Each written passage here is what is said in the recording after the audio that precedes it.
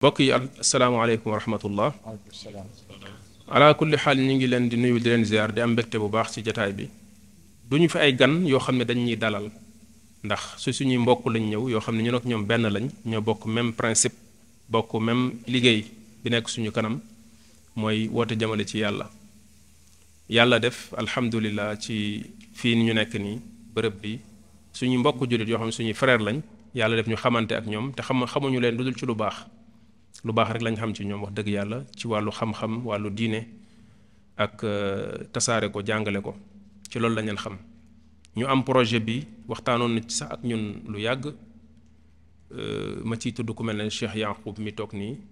ma déggante woon ci ak Cheikh Ousmane jazahumullahu xayran ak yeneen mbokk yi nga xam ni léeg-léeg côté France lañu gën a féete ñu nekk ci projet bi liggéey ci ba yàlla def ñu taxawal fi lu mel nii loolu wax dëgg yàlla sak la ci ñun ñëpp ahlu sunna ci Sénégal ci àdduna bi laay wax mais ma wax particulièrement Sénégal sak la ci ñun suñu mbokk jullit defar lu mel nii am na lu bari lu muy wane ba tax na ñun ñëpp dañu war a gis suñu bopp ci liggéey bi jéem a fexe ñun ñëpp ñu bokk joxante loxo xam ne kenn liggéeyalul kenn quoi te kenn warul xaar kenn ci dara ñun ñëpp dañu war a góorgóorlu fexe projet bi ni nekk réussite niñ ko réussiré ci tabax bi ci construction bi loolu benn partie la rek ndax wàllu jàkka moom jubluwaay bi dëgg-dëgg nekkul az-zaxrafa loolu ay wasaa'il la rek pour nit ñi am raaxa ak lépp lu ñu soxla mais li gën a nekk yitte dëgg-dëgg mooy contenu bi mooy rôle bi jàkka bi war a jouer ci fi mu nekk jàkka dafa bari rôle yu muy jouer am na ci benn côté boo xam ne ci wàllu xam-xam la am na sax rôle boo xam ne ci côté social la bu jàkka di jouer am na lu bari lu jàkka mën a jouer ci jàllale message u ahlu sunna moo tax yonente bi alayhi salatu wasalaam xam importance am moo tax bi mu ñëwee Madina li mu njëkk a def fi nga xam ne fa la installé daawa moo ci jàkkaam bi moo nekkoon muntalaq bi nga xam ne fi la daawam doon jóge pour mën a tasaaroo ci àdduna bi moo tax bi mu ñëwee li mu njëkk a def mooy taxawal jàkka ji liggéey ci lislaam boo ko bëggee def góorgóorlul fa nga ko bëgg a def nga def fa benn jàkka markaz mu nekk centre boo xam ni fa ngay déparé pour mën a liggéey yàlla def loolu am na fi ay nit sonn nañ ci mbokk bi ma tudd léegi di Cheikh Yanqoub santam bi moo neexul moo tax du ma ci di bëgg di jaar ndax Silla la sant te Silla moom neexul wax dëgg yàlla nekk ci depuis boobu ba léegi mais à chaque fois tamit doon nañ ci waxtaan mu may rendre compte dama yónnee ay kii ñu waxoon ci boobu sax ñoom defaguñ fii dara nga teel a tamit yëg ci ñoom ne ay nit lañ yoo xam ni dañoo jox importance xam-xam ndax mënoon nañ ñëw fii jóge France di def fii seeni projet du ñu dem gis kenn di ko laaj quoi que ça soit dañuy ñëw def li ñuy def comme na ko des fois am na ay yenn jeunes yu jógee France di ñëw di fi installé au Sénégal mais amuñu rapport ak kenn dañuy ñëw def li ñuy def mais ñoom c'est pas le cas dañuy ñëw dem gis ñi nga xam ne xam nañ leen ci duwaat yi ñu ñëw waxtaan ak moom laaj na ma sax pour ma dem ñu gisante ak docteur Mouhamed Ahmed Lo audience ñu dem ba bureau toog mu exposé ko projet bi xam nga loolu il faut que nit ki am lenn lu nekk ci moom ci ay qualité ak am yar bu tax muy def lu mel noonu ma sentir ti mu nekk nit ku am respect ci nit ku yëg nit man mii daf may jox cër ba damay rus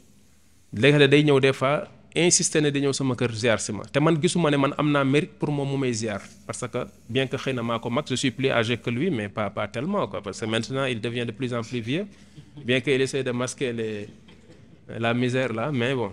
ça se voit un peu xam naa ay normalement même génération lañ mais daf may jox cër quoi non Yanqoub mag nga doo xale 86 la non bul fi wax fi non bàyyil noonu boo fi commencé dugg ci détails yooyu c'est ça devient compliqué quoi parce que man maa ngi commencé xaw a âgé tuuti léegi non dama bëgg a wax rek ne respect la quoi du lu ma mérité man loolu rek laa bëgg a wax quoi bu ko neexoon mu jàppee ma moroomam di ma tutoyer et puis mu yem foofu quoi te man aussi loolu ça me va très bien mais daf lay jox respect ba da ngay rus dama bëgg a wax rek qualité yooyu nu mu baaxee te léegi malheureusement ñun suñu jeunes yi amuñu trop loolu voilà da ngay nekk fii di daawa sonn lu ne ngay daj ci nit ñi décarcassé wu lu ne yàlla moo tax ngay def mais des fois nit ki timit jox la benn respect rek am na lenn lu muy def lu neex ci sa xol tuuti moom loolu da nga koy sentir ci moom loolu moo tax boo gisee timit lu ñu mën a def ba mën def mooy bu lu mel ni amee au moins ñu bàyyi lu ñu doon def docteur Mouhamed Lo Ahmed Lo bi ma ko waxee ne ko jàkka jooju ma àndoon ak Cheikh Yanqoub ñu ñëw sa bureau doon la ko wax dañ ko war a ubbi àjjuma maa ngi xool su ma féexee dinaa fa dem daf ne ma féex nga féexuloo da nga faa war a dem loolu la ma wax mu ne ma lu mel noonu waruloo fa ñàkk a dem da nga fa war a dem parce que ñooñu geste bi ñu def pour tamit am benn reconnaissance envers eux la moindre des choses mooy yow nga dem fa représenter ñu teewal ñu foofu wallahi lii la ma wax audio bi mi ngi sama portable bon ci laa nekkoon nag abu nañ laxasaa yu dem yaakaar naa au début dama doon tergiverser mais après dama ne la nañ dem voilà léegi ci lañ ñëwee fekke si li fekk fa tamit Cheikh Ousmane mi nga xam ni nekkam ci wetu Cheikh Yaqub ñun dañ ci am xel mu dal ndax xam buñ ko xam yaram dalam ak yittewum xam-xam le fait que ñoom ñu ñëw associé ku mel ne moom rek mooy wane ne wax dëgg yàlla ay nit lañ yoo xam ne liggéey moo leen tax a jóg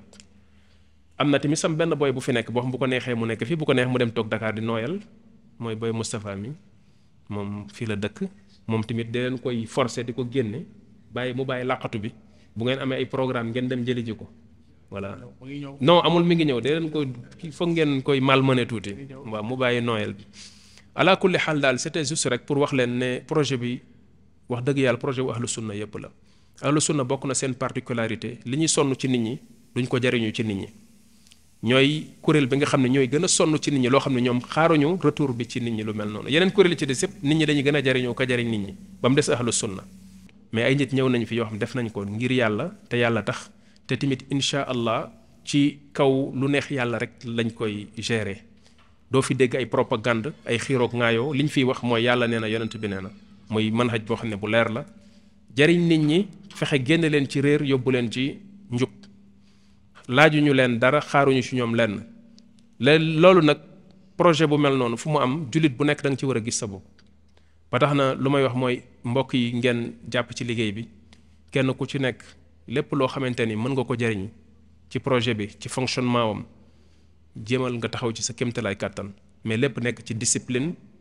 nekk ci rigueur comme ni nga xam ne noonu la rigueur amee ak discipline ba projet bi chantier bi mën a àgg gestion bi tamit ñu jéem a fexe jàppalante ci loolu jàppalante ci réussite bi kenn ku nekk li kenn doon wax naan ma minna min ahadin illa wa huwa ala thaghratin min thughari al-islam fa man istataa an la yu'ta al-islaamu min indihi falyaf'al lenn ci as-salaf loolu lañ doon wax athar boobu al-imam ibn abdul bar ma ngi koy rotal ci jaamiu bayaani al-ilm mooy ne kenn ku nekk ci ñun bu ñu waxee ne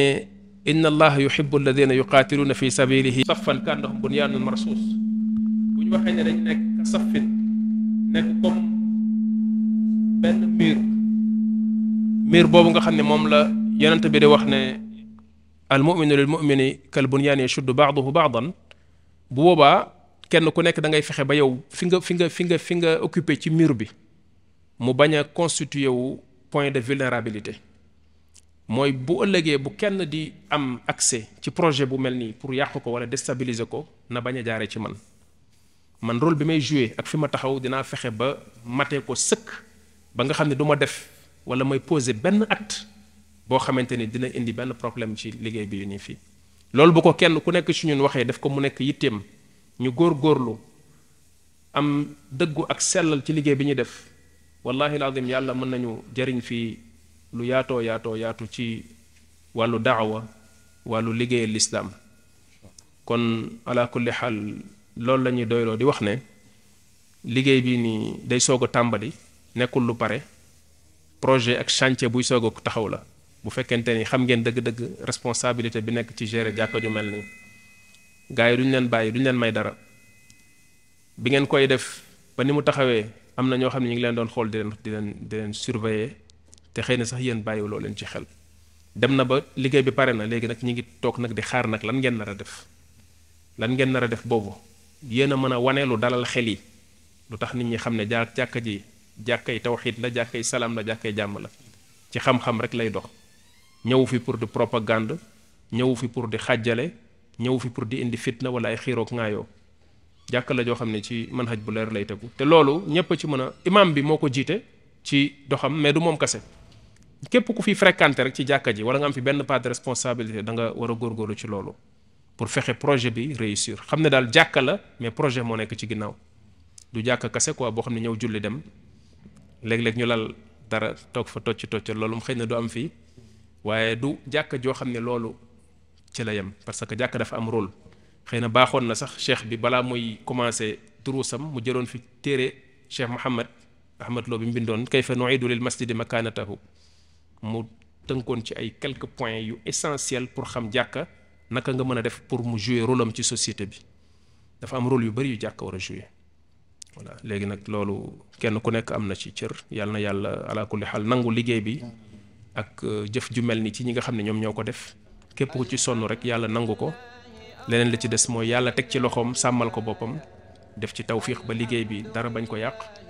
te mu nekk loo xamante ni ndam lay doon ci àdduna ak ci àllaaxira hada wa axiru daawaana an alhamdulillahi rabbil alamin Je remercie Allah wa sallallahu Azza wa sallama ala abdihi wa de tous les rasulihi bienfaits qu'il nous a accordés apparents comme cachés. Ensuite, après avoir remercié Allah Azza wa Jal, on le remercie encore car il nous a choisis pour mener à bien ce projet-là. Là, on est sur un terrain d'une superficie d'à peu près 9000 et quelques mètres carrés. Un tout petit peu moins d'un hectare. Donc ici, on est dans le quartier Gourel Djadji. C'est une extension. Donc Allah Azza wa Jal, il nous a facilité dans les débuts, quand l'idée elle a mûri chez les frères Kader, Fabrice, de trouver un endroit et de faire une mosquée. Ici, au début, on avait 300 mètres carrés. Ici, à cet endroit-là. Donc c'est de là on a démarché des frères et des sœurs qui nous ont, qui nous ont financés et on a pu agrandir, acheter les terrains certains. Parce que cet endroit-là, on a voulu le commencer sans injustice. On pouvait partir à la mairie ou autre, donnez-nous un hectare, on va faire ça, ils nous donnent les terrains d'autrui. Mais nous, on n'a pas voulu faire ça. On a contacté le chef de village, on leur a demandé le nom de chaque personne à qui appartient les parcelles qui sont là. On est parti démarcher chacun. On leur a expliqué qu'on veut faire une mosquée, etc. Donc maintenant, on a besoin d'agrandir et votre terrain, il rentre dans le terrain. Donc est-ce que votre terrain, vous pouvez nous le vendre? Lorsqu'il accepte, on lui dit combien. Lorsqu'il nous donne le prix, on lui donne cash, devant le témoin, etc. C'est de là maintenant, on a commencé à faire les démarches administratives.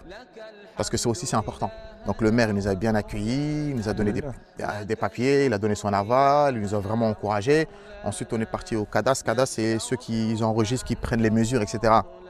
Pareil, on est parti là-bas. On a enregistré le terrain au nom de l'association Amana. Maintenant, Allah Azza wa Jal, il nous a encore éprouvé. C'est qu'à l'époque du Covid, juste avant le Covid, on était parti avec un certain budget. À peu près 150 000 euros. À peu près. On était parti pour ce budget-là. Et Allah Azza wa Jal a fait qu'il y a le Covid qui est venu. Boum. Ça a faussé nos calculs et ça a doublé, le prix, voire triplé le prix à laquelle on devait construire la mosquée. Parce que tout est devenu cher. La Chine, ça a été fermé, le fer, le ciment, tout a augmenté. On avait une partie pour démarrer, mais on n'avait pas la totalité, même la moitié, on n'avait pas. On a fait tawakkul ala Allah, on a dit on œuvre pour Allah, ça va être dur, mais on va se donner à fond, on va démarcher, Allah il va faciliter parce qu'on est sincère et on est parti tête baissée, motivé. Et alhamdoulilah, Allah Azza wa Jal, il a fait depuis que les travaux ont commencé, ils ne sont jamais arrêtés. Cette mosquée-là, c'est aussi important de le souligner. On n'est pas subventionné par aucun État ni par aucun organisme. Ni l'État, ni les pays du Golfe, ni autre. C'est que les donateurs comme vous, individuels, là. C'est qu'avec eux qu'on a réussi à faire ça. Et ça, d'un côté, c'est un grand khair, ça nous permettra d'être indépendants en fait.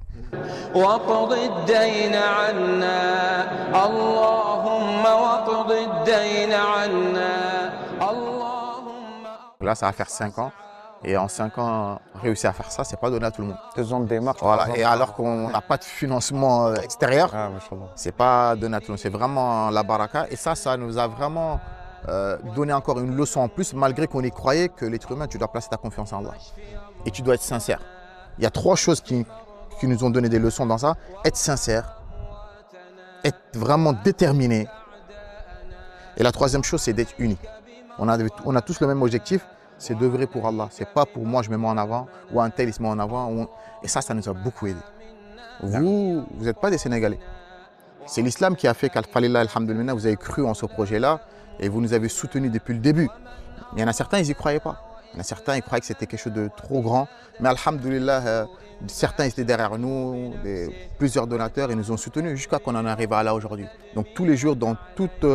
nos audios, nos vidéos, on remercie franchement, chaleureusement les donateurs parce qu'après Allah Azza wa Jal, sans leur confiance, on ne peut pas réaliser ça nous tout seuls, impossible. Donc nous, on a eu un projet qui était dans les papiers.